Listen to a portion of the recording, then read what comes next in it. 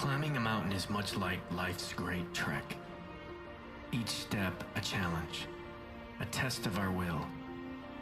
The journey is long and the path is oftentimes rugged and treacherous. Yet still we press on. The summit is the goal, a distant dream, a shining beacon calling us to rise.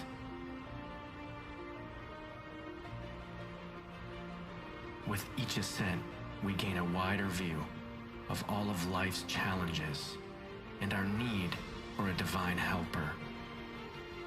Every step is a triumph over fear.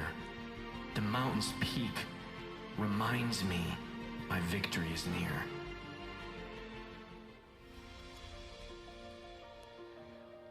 Well, again, good morning. I'm Pastor Josh. I want to welcome each and every one of you.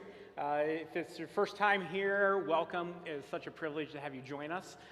We also have some friends who used to be a part of this church, and now the Lord is taking you elsewhere for various reasons, and you are here this morning to celebrate with us, and it's such a pleasure to have you as well. Thank you so much for joining us. If you do have a Bible, I invite you could turn to Psalm chapter 124, or pull out your smartphone, and you can open the Bible app, but Psalm chapter 124 is where we're going to be this morning, and last Sunday we started this series called Ascent, and we're going through the Psalms of Ascent. There's 15 of them, beginning in Psalm chapter 120, which I started with last week, and it goes through Psalm chapter 134.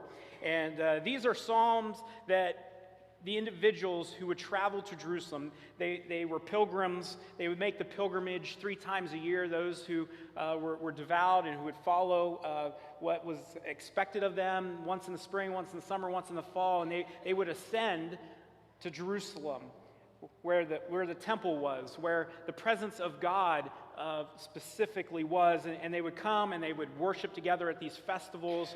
But no matter where you came from, inevitably you were going to have to ascend the mountain to Jerusalem and to that high place, and the journey was fraught with difficulties. Even today, traveling can be a little difficult. Does anybody know that traveling doesn't always go according to plan? Has that ever happened to anybody? I don't know if you've ever had that experience. As I was thinking about our group going to Costa Rica, I was reflecting on some of the travel experiences that we had. I was able to lead 3 trips with the help specifically of Tom and Amy Haynes to Honduras, and we had some great times, great memories. But one of the memories I had was in Honduras. We were needing to travel from where we were, and we were actually going to go. It was kind of like the last day, the whole day that we'd be there, and we were going to have a fun day. And I remember Tom and Amy came to our group and said, "So we need you guys to pray." And we're like, "Okay, why?" And they said, "Well, we went to the rental place to get the vehicles that we would need to take everybody there, and they don't have a vehicle for us." And it's a little different in Honduras. It didn't matter how much money we had. There was like one rental car place or one place that had those type of vehicles, and they didn't have any, and they didn't know when they would have any more. And so all we could do, even though we had plenty of money, it didn't matter. All we could do was pray and say, "God, tomorrow morning, we need the vehicles, so can you please provide?" And as you can imagine, God provided. The next morning, there were vehicles, we got in them, and we made our way.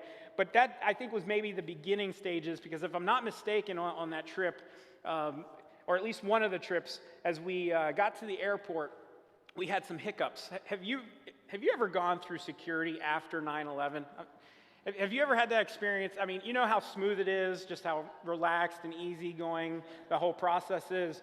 But have you ever done it in another country? Because I've learned we are actually, at least from my experiences, oftentimes we are more relaxed here in the States than they are other places. We went through security in Columbus on the way to Honduras, no problem. They found stuff that Columbus missed. In fact, we had 3 individuals pulled out of line. And it started off really well when the first team, who apparently didn't listen too well to our instruction, they pulled out a souvenir that he decided to put in his backpack instead of his checked luggage. And I can picture to this day, I'll never forget it till the day I die, the agent, I'm watching this happening because I've got 3 people that are being like searched. And so I'm watching this, seeing what's unfolding. And I'll never forget the agent there reaches in the backpack and pulls out an 18-inch machete. And my first thought was, he's going to prison. Like, that was just my first thought. Like, he's going to prison in Honduras. How do I talk to his parents about this? And then the next individual, they found a small pocket knife buried in his book bag somewhere that Columbus didn't flag. And then the third individual, they found lighter fluid that he had bought as a souvenir and a thing. And I was just like, oh my, they're going to think we're trying to take over this plane. So that was just not a good start. Our flight was delayed there a little bit because of storms. But we got into Houston, and I thought, okay, we're going to be okay. Because we originally had like 2.5 to 3 hour layover.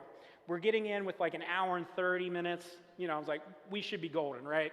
We get into customs, immigration, and apparently half of the people that were supposed to work that day just weren't there. The lines were monstrously long. And I remember getting through immigration about the time our flight took off. And so that meant we were stuck there for another night. But I just say all of that because I think each of us have had moments in journeys, traveling, that just didn't go according to plan or were difficult. But even maybe more importantly, or certainly more importantly, the journey of life can be a very difficult one, can it? The journey of life, as we would reflect, think back on what you expected in your life. How many of you would say, it hasn't quite gone the way I expected? There are things about my past, there's things I've experienced in life that I never really anticipated experiencing. I think as a child and even as a teenager, we don't really think about death all that often. What I'm learning as we grow older, death seems to become more and more and more a part of our lives as more individuals that we love and know pass from this life to the next. In fact, I know I'm only in my 40s at this point, just barely, but more and more people that I've gone to school with have become widows in the last few years, or widowers. And the reality of life is things happen that we don't expect. There are great difficulties. And the Psalms of Ascent are songs that would have been sung that kind of recognize various aspects of the journey, not just that they were on, but more importantly, the journey of life that we go through. The highs and the lows, the ups and the downs. And when we read in the Psalms, we need to remember that there's a lot of artistic license, there's a lot of poetic license to the language. There's a lot of things that theologically the rest of the Bible says, that's not quite right. But it's because you and I as human beings feel emotions. We go through things. We feel things like anger. We feel pain. We feel sadness and sorrow. We're upset at the circumstances of life. We get furious with injustice and other things. And what the Psalms do for us is it tells us it is okay to express anything that you feel to God. Anything that you feel is perfectly fine to tell God about it. You can tell God you're angry. You can tell him you're upset. You can tell him you're frustrated. You can tell him that you don't think he's paying attention or that he's got things under control. And what the Psalms tell us is it's okay. That Jehovah, that the Lord, he's big enough to handle whatever it is that you would have to say to him. Beginning in Psalm chapter 121, we get the image of recognizing that on this life journey that we're on, there will be moments that we need help, that we cry out for help. I know I told you Psalm chapter 124, and that's going to be our focus, and we're going to jump into that. But just for a moment, I just want to take us back because Psalms 121 through 124 roughly are kind of a collection that are all related to this idea of when we go through life's journey and we experience the difficulties of life, where does our help come from? Who helps us? How do we get through it? How do we survive it? Psalm 121 says, I look up to the mountains. Does my help come from there? My help comes from the Lord who made heaven and earth. It begins by asking the question, where does my help come from? And then the last part of that verse makes a declaration, or the second verse makes a declaration, my help comes from the Lord who made heaven and earth. So the section starts with that. But now I want us to jump forward to 124, because in 124 what we find is this theme of help, but it talks about great difficulties that the people experienced. Beginning with verse 1, what if the Lord had not been on our side? Let all Israel repeat, what if the Lord had not been on our side when people attacked us? They would have swallowed us alive. In their burning anger, the waters would have engulfed us. A torrent would have overwhelmed us. Yes, the raging waters of their fury would have overwhelmed our very lives. Praise the Lord who did not let their teeth tear us apart. We escaped like a bird from a hunter's trap. The trap is broken and we are free. Our help is from the Lord who made heaven and earth. See, Psalm 121, pretty much at the very beginning, reminds us that the Lord, our help comes from the Lord, and that He is the one who made heaven and earth. And in Psalm 124, at the very end, once again, our help is from the Lord who made heaven and earth. What I find interesting in life is oftentimes we can know something to be true with our heads. With our minds, we cognitively know something to be true. But how many times have you experienced the fact that in what we might call your heart, what we call the emotional part of you, what we might call your being, maybe even your soul in a sense, you're not so sure. It doesn't feel like it. You know it to be true here, but here just doesn't seem that way. We've experienced it with relationships where we know that somebody loves us. We know it, but sure, it just doesn't feel like it. Or maybe we know we love a person, but right now, it's really hard to feel like I love that person. I don't know about you, but I struggle oftentimes with knowing things about God. But if I'm brutally honest, sometimes I'm not sure how much I believe it on the inside. I don't know if that makes sense to you. I don't know if you've ever experienced that. Maybe a pastor shouldn't say that they struggle with believing something in their heart, in the seat of their emotions and their being, even though they can say, mentally I know it, mentally I agree with it, mentally I believe it. But here in this moment, it's very hard to truly believe it with all that I am. For me, those type of moments are usually in the worst moments of life. When somebody you love gets a diagnosis of cancer, or when somebody you love has a heart attack and maybe passes away, or the doctor says, there's nothing else we can do for this person. That's a moment sometimes in which my brain says, I know God's in control. My brain says, I know that God still loves this person and loves me. I know that God can heal them. And I know that ultimately all of us will die. But inside I struggle and say, God, what are you doing? God, why aren't you coming to our rescue? Why are you not helping us? Psalm 124, it begins, what if the Lord had not been on our side? And then I love it. Let all Israel repeat. Let's say it again. Everybody say it together. And I'm actually going to ask you to do it with me. All right, here we go. 1, 2, 3. What if the Lord had not been on our side? That's a great question to ask. Sorry, we'll get to that a little bit later, the rest of it. What if the Lord had not been on our side? I've contemplated that phrase. What are the moments as I reflect back? Because what this psalm is really doing is it's reflecting back on the moments that the psalmist could look back and say, God was on our side. And if it weren't for God being on our side, this would have happened, or the outcome would have been a whole lot worse. What if the Lord had not been on our side when people attacked us? What if the Lord had not been on our side? They would have swallowed us alive in their burning anger. We can go kind of on, and as I was looking at those different things, there's kind of several categories that we might think about or talk about.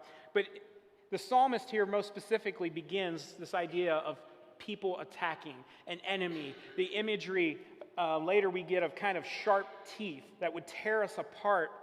Many scholars believe that this psalm was really written or is referencing the time period where Saul, King Saul, was really lost power. The Philistines were really encroaching and attacking Israel, and it was really the time before King David comes fully on the scene. He becomes king, and under him, they're able to repel the Philistines and drive them back. But with King Saul, that was not the case. Many scholars believe that that's the specific reference. But we could also look at many other times in the history of the nation of Israel as they traveled out of Egypt, as we look through the book of Judges, time and time again, the people of Israel, as they were disobedient to God, as they stopped trusting God to be their king, as they stopped trusting God to be in control, other nations would come and attack and carry them off. But the second part here, verse 4, we see it. The waters would have engulfed us. A torrent would have overwhelmed us.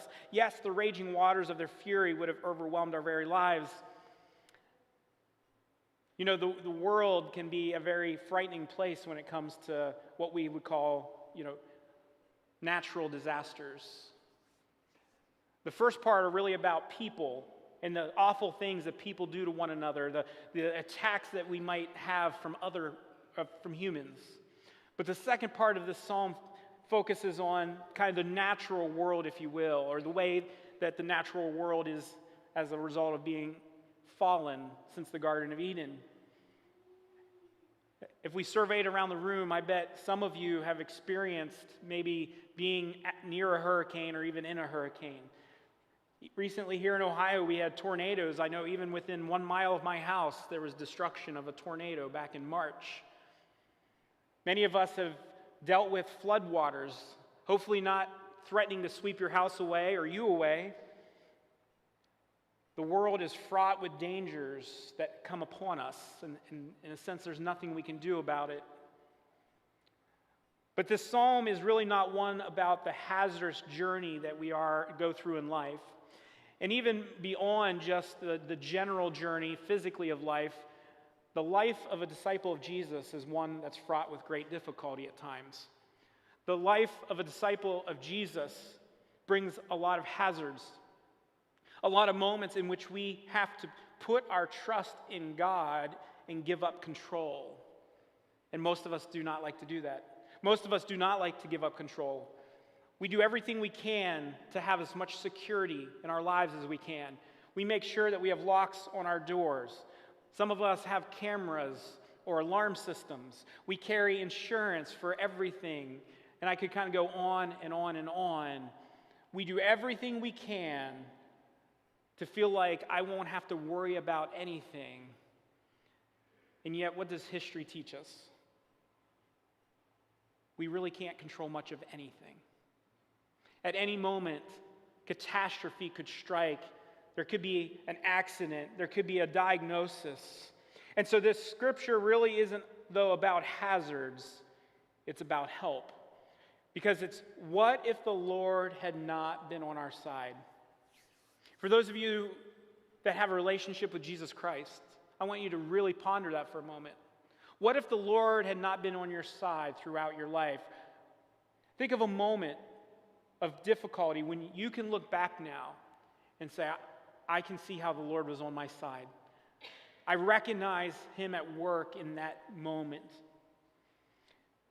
Take a moment. That's not a rhetorical question, and I'm just going to quickly move on. I'm going to give you a moment. Can you think of 1, 2, 3, 5 moments in your life that you could kind of finish that, if the Lord had not been on my side, fill in the blank? If you're here with somebody, feel free to talk to them. Feel free to ask them. It's okay to make noise in this room, all right? I just want you to know it's okay to make noise. People often apologize, and I have no idea anything was happening, and they're like, oh, I'm so sorry. No idea, it doesn't matter. But in this moment, ponder that. Say to the person next to you, do you remember that? I'm going to give you a few moments. If the Lord had not been on our side, if the Lord had not been on my side,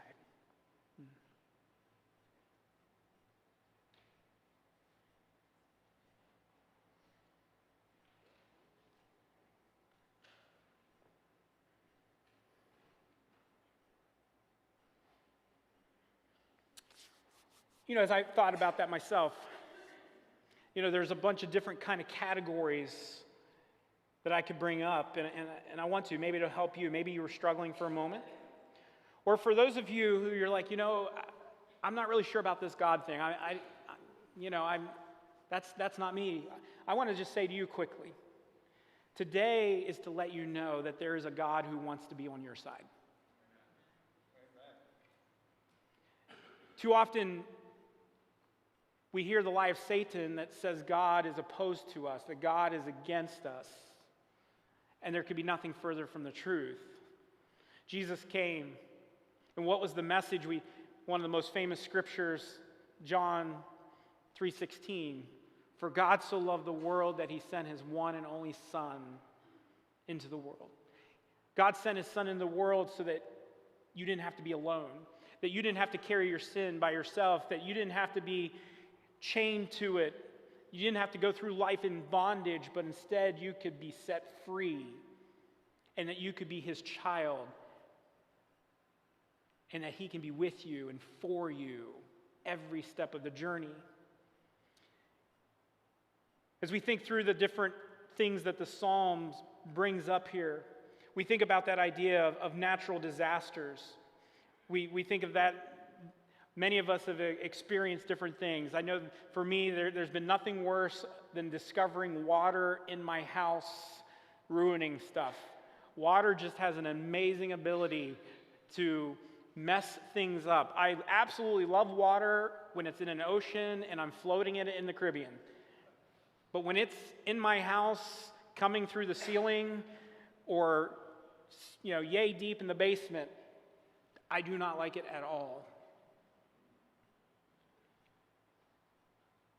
Some of us have felt overwhelmed, as the psalmist did, about the natural forces that seem to be at work and that we can't do anything about.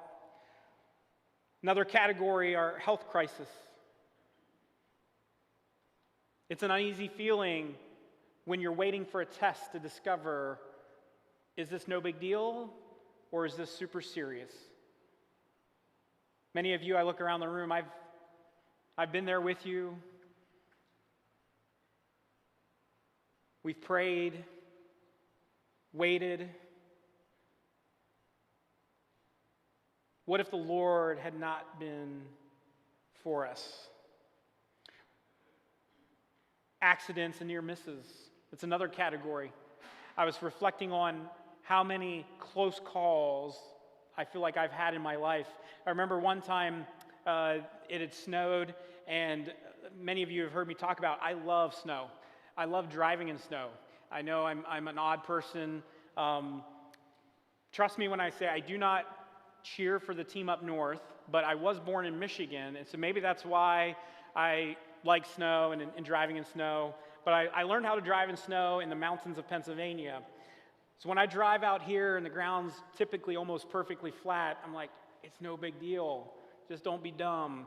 Just be reasonable. Don't try to go fast, stop fast, or turn fast. You'll be golden. You'll be fine. And so I took Melanie to work one morning, dropped her off. I was on the way back to the house, and some of you may be familiar with it. At Reynoldsburg, New Albany Road and Havens Corners Road, I was headed eastbound and kind of came around the curve, and as you do that, it's kind of a little bit downhill in the intersection, and then there's the fire station there off to the right. And as I came around that curve, I wasn't going very fast. I was doing like 25 to 30, pretty reasonable, had no trouble all morning. And as I hit the brake, And I was about probably the distance from that wall to that wall from the intersection. As I hit the brake, it was like nothing. I was on an absolute sheet of ice, and I remember just sliding into the intersection with a red light. And I just remember just thinking, God, I need help. And I kid you not, a car went through, I went through, and another car went through. And after that moment, once the adrenaline surge toned down just a little bit, I just remember saying, thank you, God. Had nothing to do with me. I had no control of that situation. A near miss, something that could have been disastrous if God had not been on my side. Do you have one of those moments? If God had not been on your side, if God had not been for you? Personal struggles. Have you ever been able to overcome a significant personal challenge, an addiction, a financial ruin, an abusive relationship? We could go on and on. Do you see how God walked with you through that? Do you see how God helped you through that difficult circumstance, a difficult time? The message of Psalm 124, the proclamation, is that God is on our side. And it calls us to think back to our past. It celebrates what God has done. You know, in a few minutes, we're going to sing the song, Same God, and it speaks about us calling on the God of Jacob, the God of Moses, the God of David, and what that is really about. As the worship team comes, it's really about recognizing, you know, God, you came through for them. You were with them. You helped them through all kinds of crazy circumstances of life. And you're the same God today that you were back then. In our own lives, we can look back, many of us, to what God has already done in our lives in the past. And here's the good news. He's the same God today as he was back then when I went through that intersection. He's the same God today as when my wife was in the hospital and rehab for 5-6 weeks with a very serious condition. He's the same God that brought me through a period of time in which the only way I can describe it, there was personal attack, things that were said that were just false and not true. He's the same God. He's the same God today as he was back then. And so here in a few moments, we're going to sing a song that encourages us to cry out, encourages us that when we cry out to him, we're calling on the same God who rescued Jacob. We're calling on the same God who brought Moses out of Egypt, parted the Red Sea, brought him and the people of Israel through it, brought them through 40 years of exile or of wandering in the wilderness. We're calling on the same God who had a little shepherd boy defeat a giant named Goliath. We're calling on that same God. And if we look in the past, we can reflect and say, if the Lord had not been on our side, if the Lord had not been on our side, it would have been catastrophic. I don't know what I would have done. I wouldn't have survived it. Do you know that the Lord is on your side today? For many of you, you can recall specific circumstances, periods of your life in which God came through for you. But for others of us, maybe you've never experienced that. Or maybe you just didn't realize that God was on your side and that he's already been working in your life. And today, he wants you to know beyond a shadow of a doubt that he is on your side, that you can have a personal relationship with him, that you don't have to just call him Lord, you don't have to just call him God, but you can call him Father. That you can have an intimate relationship with him because he knows you, he knows everything about you, and here's the good news, he loves you anyway. And so there's no surprises. You don't get partway in the relationship with God and he's like, oh, I didn't realize that. this isn't going to work out. He loves you more than you could ever know. This morning, before we sing, I want us to have a responsive reading. We're going to have one, and so I'm going to invite you to stand. And this one's a little different. Often when we do responsive readings, the leader goes first and then the congregation. But this one's going to reverse that a little bit. The congregation's going to go first. And then I, as the leader, will say the second part. And so we're going to invite you to do this together. And so let's begin. If the Lord had not been on our side, we would have been consumed when people attacked us. If the Lord had not been on our side, we would have been swallowed alive in their burning anger. If the Lord had not been on our side, the waters would have engulfed us. If the Lord had not been on our side, a torrent of rain would have engulfed us. If the Lord had not been on our side, the raging waters of their fury would have overwhelmed.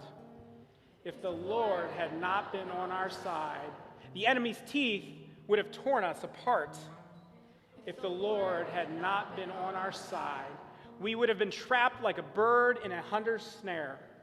If the Lord had not been on our side, we would have been consumed when people attacked us. Because the Lord is on our side, the trap is broken and we are free. Our help is from the Lord who made heaven and earth. The Lord is on our side. This morning we're going to invite you to join us in song as we call on that same God who delivered so many people throughout the Old Testament, and he wants to be with you and on your side and deliver you as well. Let's sing together.